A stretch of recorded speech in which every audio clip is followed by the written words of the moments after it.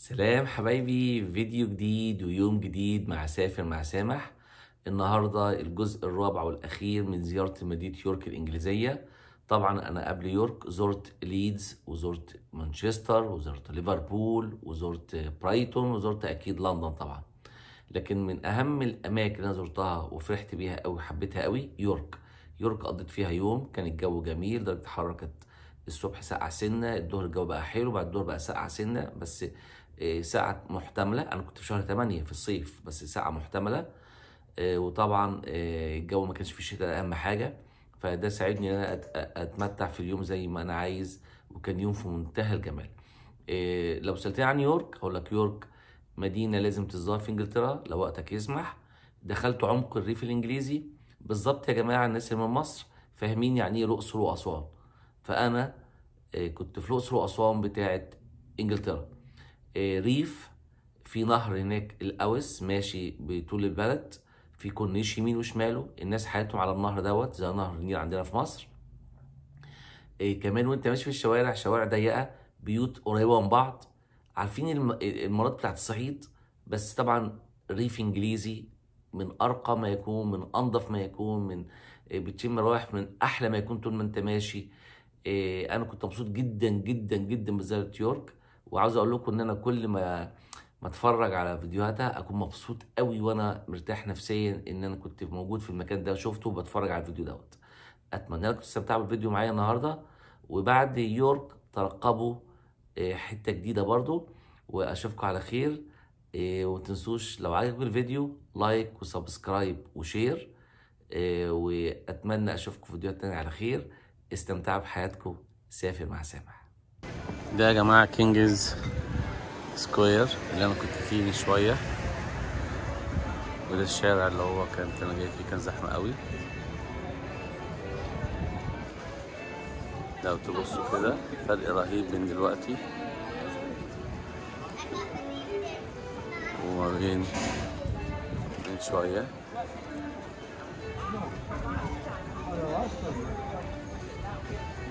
شايفين فاضل في دلوقتي، بس دلوقتي الساعة كام بقى؟ دلوقتي الساعة 6. سلايد ليفت، يس. شايفين الفرق بين دلوقتي وبين الساعة 1 و2 كانوا الناس قد ايه؟ وادي الشامبلز لو فاكرين الزحمة كانت هنا، وادي نفس الشارع والشامبلز اهو، بس طبعا اهدى كتير.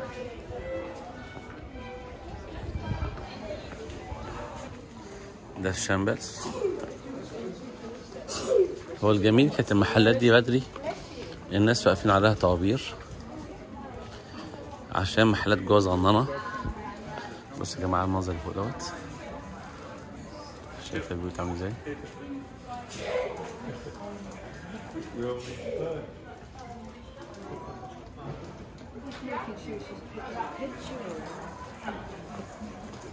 كانت المحلات دي الناس واقفين طوابير. شايفين ميزة الزرع هنا بينقط، بس تاني كان المحلات دي واقفين عليها طوابير الناس عشان محل جوه صغننه. شايفين المحلات دي جوه صغننه ده؟ شايفين المحلات بتاع كوفيات مثلا، مش عارف اسمها كوفية بس صغيرين. ده محل هدايا تحف بس صغير. في محل هنا تاني. المحلات دي كانت زحمة أوي الناس عليها، مش عارف ايه يعني، مش عارف ليه يعني، نفسي أعرف ليه. هشوف لو في باول هنا ولا حاجة. دي أكتوبوس كورن دوج. اوكي، بوتيتو كورن، اوريجينال كورن دوج، هاف كورن دوج. ده هوت دوج معمول شكل اكتوبوس متعضعض فوق، يعني فطاري برضه ده. اوكي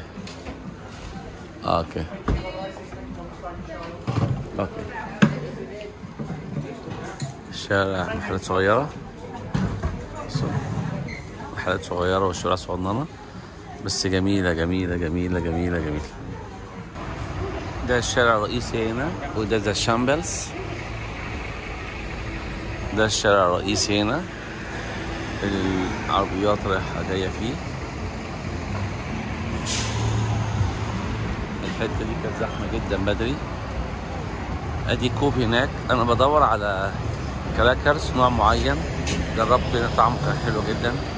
هروح كوب اشوفه هناك. كوب هناك اهو.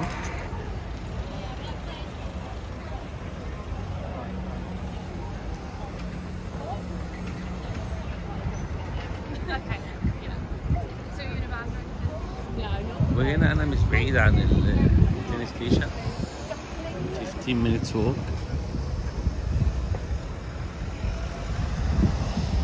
لكن صراحة البلد ما يزهقش منها. اللي هناك ده متحف بيتحط فيه أشغال فنية اسمه فان جوخ.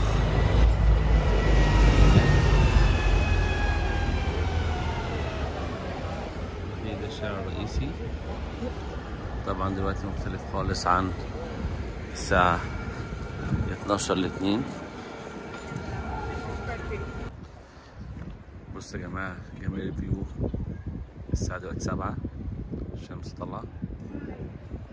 بصوا جمال الفيو عامل ازاي.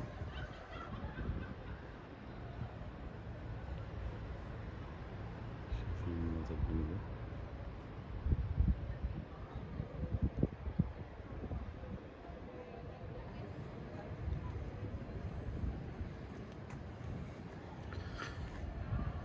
ده الريفر اللي هنا.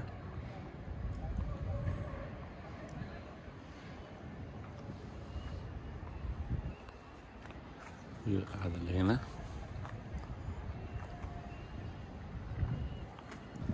بصوا يا جماعة الريفر اللي هنا من الناحية التانية. بصوا كده المنظر.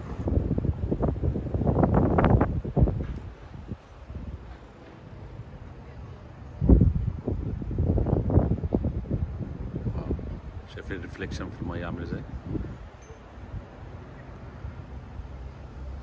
ده الناحية التانية من الريفر، وده ناحيتي أنا. والبط هنا هيوج تحت، شايفين قد ايه؟ طبعا الحشرة دي جنبه البط، ياكل ويتدلع براحته. ناس هنا تمشي بالبايكس أو تتمشى، بيعملوا خطوات. الجو جميل بجد، جو جميل. شايفين الوز هنا؟ طبعا براحته ده خالص، محدش هيزعله هنا خالص. ده باشا ده. شايفين الحين بالازرق دي؟ شايفين المقطع ازاي نازله؟ يا عيني اركب البحر. يس يا عيني.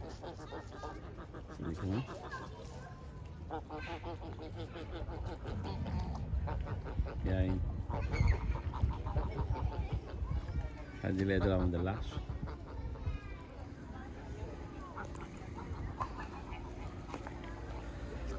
يورك انجلترا، شهر 8. نسيت اقول لكم درجة الحرارة الصبح كانت 18 17. دلوقتي هشوفها لسه، بس بدأت تبرد تاني دلوقتي.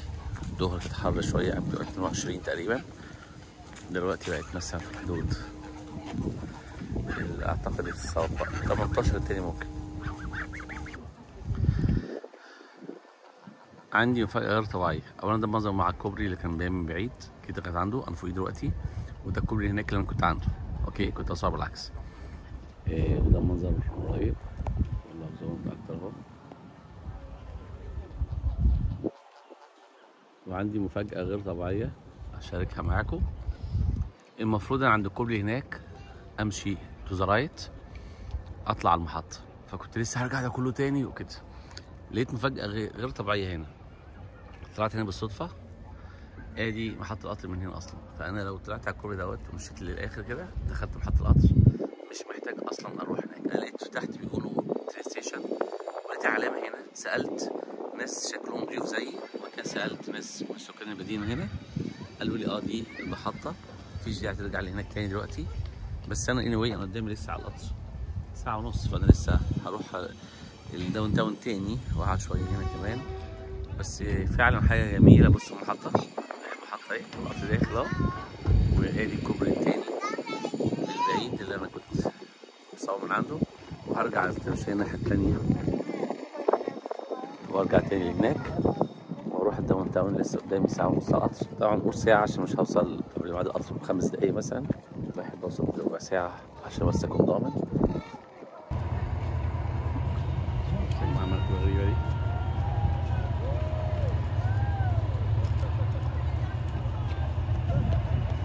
مركب غريبة جدا.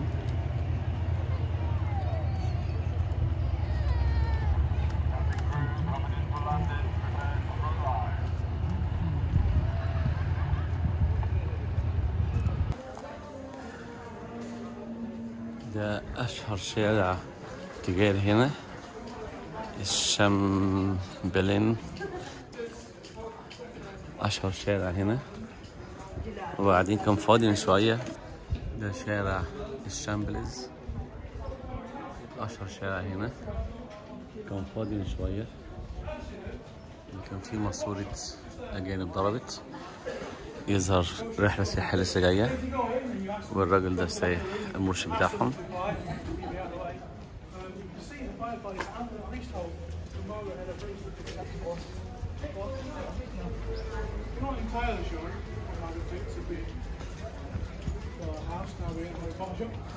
شايفين الأرض، شايفين المحلات صعدنانا، شايفين البيوت قديمة، شايفين ناس. دول أفواج سياحية لسه واصلة، وطبعا الواد جاي معاهم دلوقتي الشركة بتاعتهم السياحية، جابوا مرشدين.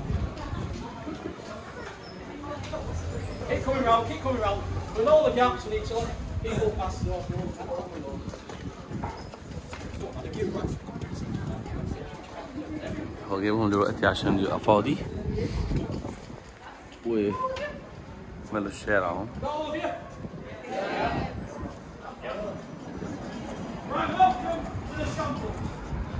شامبلز جريكس دوت محل حلو قوي، ده بينفعني قوي في الايام اللي زي النهارده، ما فيهاش سمك. عندهم حاجات كده طعمها غريب بس حلوه يعني، اكل نباتي. وده صابوي هنا، التونه اللي ما ينفعش اكلها النهارده حتى. وده اشهر شارع شامبلز. بص اهو اليافطه اهي، شامبلز اهي.